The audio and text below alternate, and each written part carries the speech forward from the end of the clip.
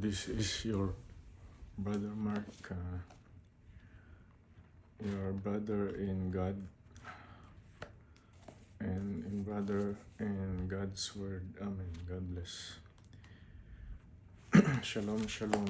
Good morning, good evening, good night. God loves you and I love you too. We have a Bible study for today about the truth, about the truth of God and the truth of the Word of God. Bible sharing or Word of God sharing. We have a Word of God today about the truth, because the truth can set us free from sin, from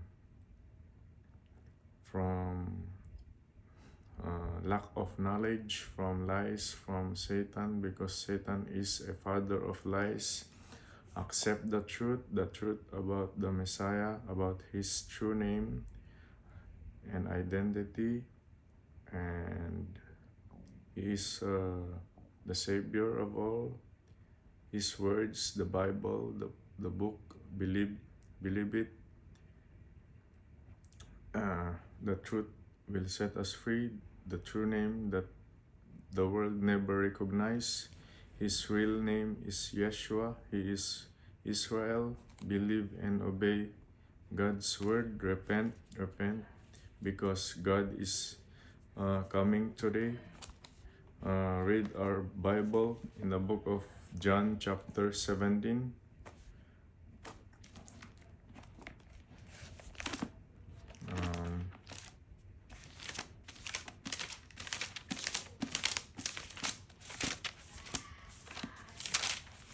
Praise the Lord. Adonai,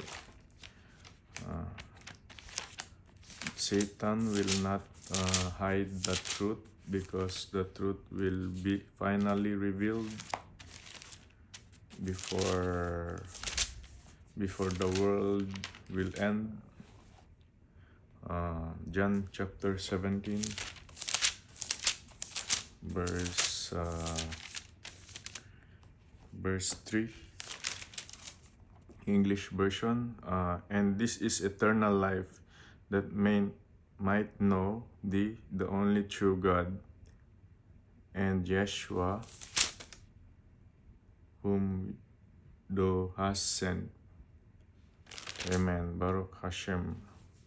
His name is holy and truth. His real name is the Lord, Yeshua the Messiah.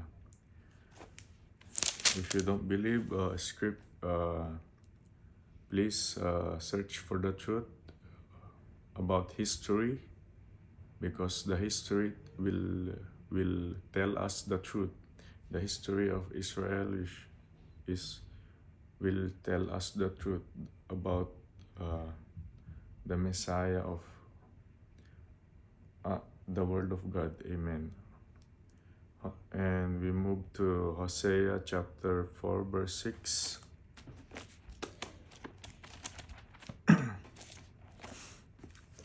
Hosea chapter 4 verse 6.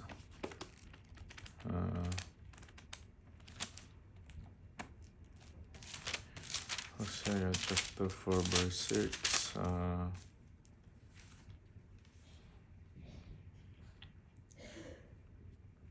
What's that?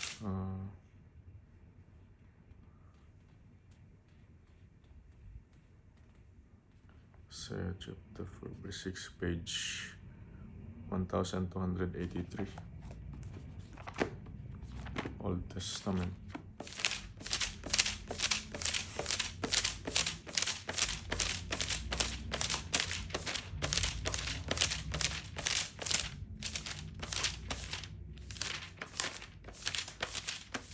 Yeah, Hosea 4:6. Hosea 4:6, English version. My people are destroyed for lack of knowledge, because thou hast rejected knowledge, I will also reject thee, that thou shalt be no priest to me, seeing thou shalt forgotten the law of your God, I will also forget your children.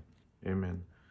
This word of God is both physically and spiritually, because He said about if you are lack of knowledge about the truth, you rejected the truth, the knowledge of the truth, you will be rejected also, and you are rejected by God also, because you rejected His law, His commandments. He will rejected you also, and you will be forgotten by God, even your ancestors and all of your children in the future children, if you forgot God. So that's why we should not forget God, because He is the truth, the way, the truth, and the life. Bible verse validity in book of John chapter 14 verse 6. Yeah. Para maniwala, dapat may ano siya, may proof, di ba? Ito ang proof na siya ang katotohanan. Itong Word of God ang katotohanan. Diyan, dahil si Satanas man ay gumagamit ng salita ng Diyos upang manloko. Kaya be careful. Kaya ang trick ni Satanas, gagamitin niya ang Word of God para i-twist ang Bible. Kung mali ang salita, huwag kang maniniwala. Maniwala ka lang sa salita ng Diyos at sa Diyos. Yun lang. Dyan. At sa mga sinasabi ko na pinipreach ko, kasi ito ay katotohanan. Kahit i-search mo sa history ng Israel, ito yung katotohanan. John 14:6, kaya nga ako binago ng Panginoon. Naging akong dati, sumasamba ako sa mga rebulto at mga Diyos-Diyosan. Ngayon hindi na. Sa Diyos lang, sa tunay na Diyos. John 14:6. At hindi lang tagapagsalita, kundi tagapagpatupad din naman. John 14:6. Ayaw kasi ng Satan na tumupad tayo sa utos ng Diyos. Kaya kailangan nating tuparin. Kaya nga tayo nagbibigay, naglilingkod sa Diyos. Yun, pagtupad yun. Ibibigay ng ikapu, tithes and offering, etc. At ginagawa natin ng magsimba kasi utos yun ng Diyos. Ayaw ng Satan yun na maloko tayo. Ay gusto niya maloko tayo sa kanya para maipunta tayo sa kamangmangan. Yun ang impyerno, kamangmangan. Kasi kapag damor na wala kang alam sa katotohanan sa Diyos, ikaw ay lolokohin ng mundong ito. Amen. John 14:6. Yeah. Sinabi sa kanya ni Jesus. Ito yung Tagalog. Tagalog ng Yeshua is Jesus or Jesus. Ang English naman ng Yeshua ay Jesus. Pero sinabi sa kanya ni Jesus, ako ang daan at ang katotohanan, ang buhay. Sino man ang magpapakaroon sa ama, kundi sa pamamagitan ko. English version, Yeshua said unto him, I am the way, the truth, and the life. No man come unto the Father but by me. The word of God said unto him, I am the way, the truth, and the life. No one come to the Father but by me. Yeah, Yeshua is God, is the Messiah. He is the way, the truth, and the life. Pansinin po natin, di ba, ang kahit na may religion ka o tayo, kung wala tayong Jesus or wala tayong Messiah sa buhay or Yeshua, wala tayong Yeshua sa buhay, hindi tayo kontento, di ba? At bulag pa rin tayo sa katotohanan dahil sumasamba tayo sa Diyos-Diyosan kapag reject natin ang katotohanan na which is Jesus or Yeshua or ang Messiah ng Israel. Pag reject natin ang Word of God, tayo ay mapapahamak. Yun. Dahil hindi lang impyerno ang pupuntahan kasi kamangmangan ang pupuntahan niyan. Kasi lolokohin ka ng mundong ito. Ganito, sumamba ka sa rebulto, ganun. Bigyan mo kami ng ganito, pera o whatever. Pero ang katotohanan pala ang magpapalaya. Siyempre, ang katotohanan ang magpapalaya dahil ang Diyos ay Diyos ng katotohanan. Di ba, pag sa kulungan, tayo, di ba, yung judge, inuhusgan, yung ang katotohanan palang magpapalaya dun sa prisoner. Yung prisoner, di mo alam, yung pala ay wala siyang kasalanan. Yung lang ay nagsinungaling para makulong siya. Diba? Yun yung katotohanan. Pero pag katotohanan pa rin naman ang magpapakulong dun o kung magpapalaya kasi kung magnanakaw pala yung prisoner, makukulong siya kasi yun yung totoo. Diba? Ganun yun. Kaya may importante talagang katotohanan, may preach, mga kapatid, para hindi mamaloko ang ating mga kapatid at lahat ng mga tao, ako at ikaw. Amen.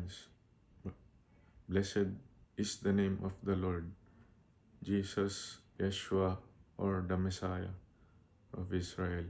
Let's go down to the book of 2 Corinthians, chapter 4, verse 3 to 4. Malapit na tayong matapos, mga kapatid. Mga 8 verses lang naman to. Nasa na tayo, 4th verses. At ito ay pag intindihan nyo, spiritually minded, makakalaya kayo sa kasinungalingan ng mundong ito. 2 Corinthians chapter 4, verse 3 to 4. Sorry. Tagalog version, at kung ang aming ebanghelyo ay natatalukbungan pa, ay may talukbong sa mga mapapahamak. Tingnan nyo. Tama. Na binulag ng Diyos ang Diyos-Diyosan. Ang Diyos dito ay hindi yung tunay na Diyos. Ang tinutukoy dito ay yung Diyos-Diyosan na si Satanas, na binulag ng Diyos ng sanglibutang ito ang pag-iisip ng mga hindi nagsisampalataya upang sa kanila'y huwag sumilang ang kaliwanagan ng ebanghelyo ng kaluwalhatian ni Kristo ng Mesaya, na siyang larawan ng Diyos. Diba pag wala tayo sa katotohanan, yung larawan ng image natin, kahit yung image lang natin mawawala, magiging masama tayo. Ganun yun. Explanation nyo, magiging masama tayo. Imbis na yung magkikita sa'yo ay mabuti, magiging masama ka. Kahit ikaw talaga yun, magiging hindi ikaw yun. Parang ganun. Yun. English version, to whom the God of this world, which is Satan, will blinded the minds of them which believe not, lest the light of the glorious gospel of Messiah, who is image of God, should shine unto them. Binulag, Satan blinded the minds of those unbelievers so that they don't believe the word of God, so that they will go to hell with him. Hell means is not physical but spiritual, because spiritual is higher than the physical world. Spiritual is the way, the spiritual, it's more meaning. You, out of this world, out of this human mind, you should connect with God so that you will understand the meaning of the word. Hell is lack of knowledge about the truth. That is the meaning. Pag wala kang alam, maluloko ka ng Satan, maluloko ka ng mga tao, maluloko ka ng mabubudol ka. Not just spiritually but also physically. Kunwari, ang totoong presyo ng bilihin ay 1 pesos, sabihin sa'yo 1,000 pesos or 4,000 pesos. Kagaya ng mga kolektor, sabi nila 4,000 pesos daw yung baryang yun. Pero hindi naman, kasi nungalingan yun. Kasi ang tunay na presyo nun ay 20 pesos lang. O kaya nagre-range lang ng 5 to 20 pesos. Pero sinabi niya ay 4,000. Parang ganun, explanation lang. Kasi para maunawaan ang salita ng Diyos na aming pinapangaral. Kapag hindi tunay na Hudyo at hindi tunay na Kristiyano ang nagpre-preach sa inyo, huwag kayong maniniwala kasi ito ay ginagawa ng Satan para manlinlang. Amen. God bless. Ayaw niya tayong mamulat sa katotohanan dahil ang katotohanan ay magpapalaya sa atin. Yeah, amen. Tapos na po yung fourth, natin. Nasa 5 na po tayo. Malapit na po tayong matapos. 5, lesson number 5, John chapter 12:40. John chapter 12 verse 40. 12 verses 40. Tagalog version, binulag niya ang kanilang mga mata at pinatigas niya ang kanilang mga puso. Baka sila'y makapagkakita ng kanilang mga mata ng mga kaunawa ng kanilang puso at mga balik loob at sila'y mapapagaling. Tingnan mo. Binulag ni Satanas ang ating spiritual na mata para hindi natin makita ang katotohanan ng mundong ito. Sapagkat ang mundong ito ay maglalaho, pero yung Word of God ay hindi. Kasi ito ay makapangyarihan. Kapag naunawaan mo na ang Diyos ay mahal ka ng Diyos, walang magpapakamatay, walang maggagawa ng kasalanan, walang gagawa ng kademonyohan o mag-iisip ng masama tungkol sa kapwa. Lahat puro pagmamahal. Ito ang pagmamahal, ang lahat ng tinuturo ng Word of God. At nais ka niyang matuto at makapag-aral para umiwalay sa sistema ng mundong ito. Yung pagnanakaw, pagkukurap, yun, lahat nun mawawala. God bless. Matthew 13 verse 15. Matthew na tayo mga kapatid. Malapit na tayo matapos. 13. Baruch Hashem. God bless. 13:15 English version. For these people heart is wax gross and their ears are dull hearing and their eyes were closed.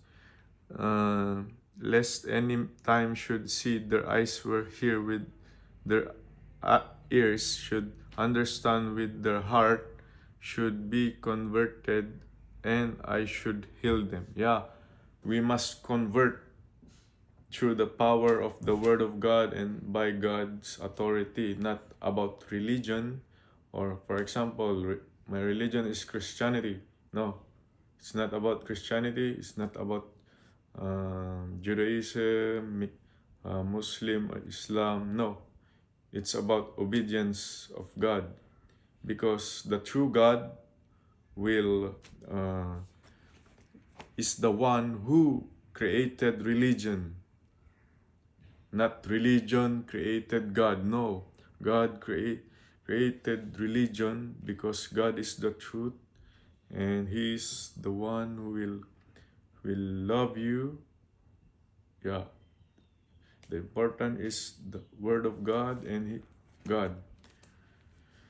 And pray before you so that He will open your understanding about your mind, spiritual mind and spiritual heart, so that you will not reacted to this word but accepted, Yeah, that's the truth. And sabi dun, 15, Tagalog version, sapagkat kumapal ang puso ng bayang ito at mahirap na magkarinig ng kanilang mga tenga, hindi sila nakikinig. Yun yung ibig sabihin. Hindi nakikinig ang mga unbeliever, mga tao, believer man or lahat-lahat ng mga tao ay hindi nakikinig. Sabi niya, hindi nakikinig. Tapos, yung mga mata nila, ay mga tenga nila ay tinakpan nila sa bunganga ng Panginoon na nagsasabi ng katotohanan na ako, ginagamit ako para magsabi ng katotohanan at mga kaunawa ng kanilang puso at muling magbalik loob sa Diyos at sila'y aking pagagalingin. Signo mo, sabi ng Panginoon ay tayo ay pagagalingin pag tayo ay nanumbalik sa Diyos. Amen. In Romans 11:8, yeah. Kaya magbalik loob na tayo habang hindi pa naguguna ang mundo para bumalik ang mundo sa dati niyang karoroonan, yung walang kasiraan, walang away, walang gulo, puro pagmamahal, tapos trabaho, walang nagnanakaw, yun lang. Kasi yun lang ang gusto ng Diyos, yung tanggalin yung old system na ang sistema ng mundo ay puro pera-pera. Kasi okay lang magtrabaho ka para sa Diyos at sa pamilya, para sa mamahal, wag sa pera. Kasi ang pera ay, pagmamahal sa pera ay kontrol ni Satanas. Okay, hindi naman masamang magkaroon ng pera, pero ang pera ay yung pagmamahal ng pera ba, yung hindi mo pinaghirapan, yun yung ibig kong sabihin. Pag hindi mo pinaghirapan ng pera, pag galing sa masama, pag nanakaw, yun, pag ng kapwa, hindi. Pero yung pagtrabaho mo, pag galing sa hirap mo, hindi yun masama. Yun po. Romans 11:8. Ano ba? Yeah. Romans 11:8. Malapit na tayong matapos. Bilisan natin at tayo ay uuwi na at magtatrabaho pa sa financial para may pangbayad, hindi para magnakaw. Romans 11:8, English version. According to its written, God had given them the spirit of slumber, eyes and should not see, and ears that should not hear unto this day. They are blinded because they don't listen, and even though Satan closed their ears and blinded their eyes, spiritual eyes, and even because they don't listen, they are infidels, they are disobedient people, and they are bad, including me. But because of obedience and love of God and grace of God, and because that I saved already, and because of all God's words. Amen. And 8 English ay Tagalog version. Ayon sa nasusulat, binigyan sila ng Diyos ng espiritu ng tulog sa mga matang hindi nakakilala ng pakinig, na hindi nakakarinig hanggang sa araw na ito. Amen. God bless and Baruch Hashem. Thank you, Lord God, Father God, and Jesus Adonai. Your word is enough to obey. Amen. And work. And to your work in us. And the last verse, ito na yung last verse ay, but hindi makakompleto ang word of God pag wala ang isang verse. Mahalaga ang bawat verse. Revelation 3 verse 8. Paalala ng Panginoong Jesus o salita ng Diyos o ang Diyos sa atin. Revelation 3 verse 18. Huling paalala. 3 verse 18. Tagalog, payo ko sa iyo na ikaw ay bumili sa akin ng gintong dalisay ng apoy upang ikaw ay yumaman at ng mapupuring damit upang iyong maisuot at upang wag mahayag ang iyong kahiyahiyang kahubaran at ang pangpahid sa mata na ipahid sa iyong mga mata upang ikaw ay makakita. And this is repentance and accepting the Word of God, accepting Jesus, accepting God, reject the lies of this world, wag yakapin ang kasinungalingan kasi magiging kasinungaling ka rin, tanggapin ang katotohanan para ikaw ay maligtas, katotohanan na aming pinapangaral na si Jesus ay mahal ka at ang Diyos ay mahal ka rin at gumawa ng mabuti, yun ang katotohanan, at ang kasinungalingan ay wag ipangaral. Ang kasinungalingan ay dapat itapon sa impyerno. Ang kasinungalingan ay dapat mabura sa ating mga buhay. I-preach ang katotohanan at i-obey ang katotohanan. Ang mga kasinungalingan ay dapat nang wakasan at mag-repent. Ang kasinungalingan ay kasalanan. Amen. God bless. And Baruch Hashem, and God is love. 18 English version. I counsel thee to buy of me gold tried in fire, that you mayst be rich, and white raiment, that you may be clothed, and not to be shamed by nakedness of the appear, and abundant eyes of faith that should make it see. Amen. The Word of God and Jesus or God will save us if we buy from Him His knowledge, gold spiritually, not gold physically. Yeah, it's also gold physically to God because it's from God. But spiritually, about His words is the gold. This is the gold mine, the Word of God.